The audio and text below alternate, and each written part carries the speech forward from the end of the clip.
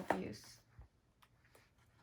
Alright, so I want to write about animal abuse because I am passionate about animals, and, you know, I've always been, you know, drawn to animals, and I want to major in animal science. I know I want to do that for a career choice, but, you know, I even thought about being an animal investigator, and that's why I think helping, you know, animal abuse would be a great topic for me to learn, because all the information I'm gathering, you know, could be put forward to, you know, future knowledge for college or possible career choice.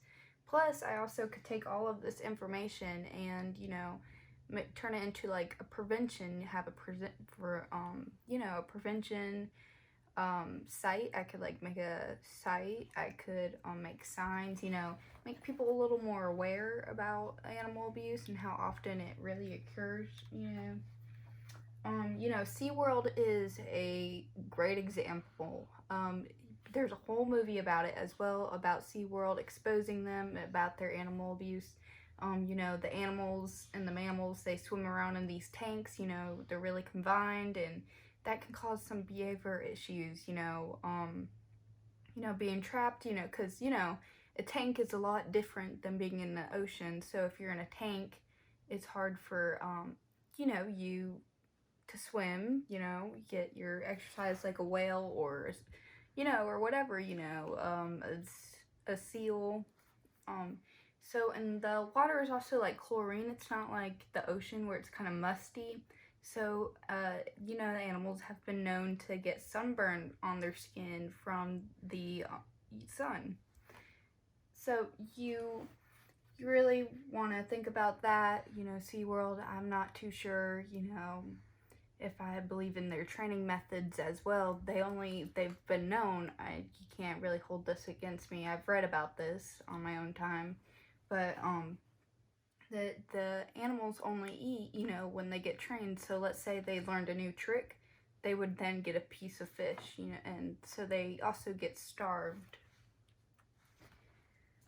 Why do people abuse animals? Some people are very angry people and hold in their feelings and take it out on, you know, other things the improper way. For some people, it can be caused by being just careless and lazy and the lack of responsibility.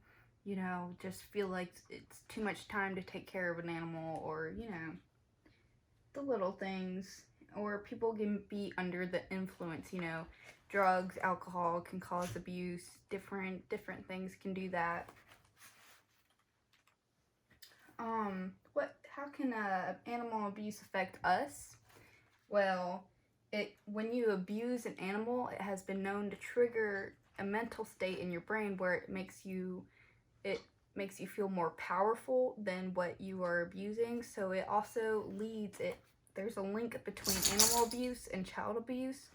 Abusing an animal has a link to the brain for child abuse. And so, you know, that if you abuse an animal, you're most likely going to abuse a child in the far future if you continue. That's according to research. How many animals get abused a day? We're just going to look at that. A day. So I really want people to be more aware of how bad it really is. You know, I feel like you shouldn't abuse an animal just because you feel like it or you have more power. I feel like there should be no excuse. Animals, I believe, have feelings, you know. How will researching this help me? Like I've said before, I can make a campaign, you know, for it, make people more aware. I can use all the information I'm gathering, you know, set towards a career goal like an animal investigator. And, you know, I have a lot of options open, but either way, this is definitely going to help me in the far future. Like her. She's great. Good dog. Why is this important to me? Well, you know, I think it should be important to everyone because you know, it's definitely a huge impact on everyone, you know, and, you know, everyone should be treated equally. I think everything on this earth should be you know, showed some kindness.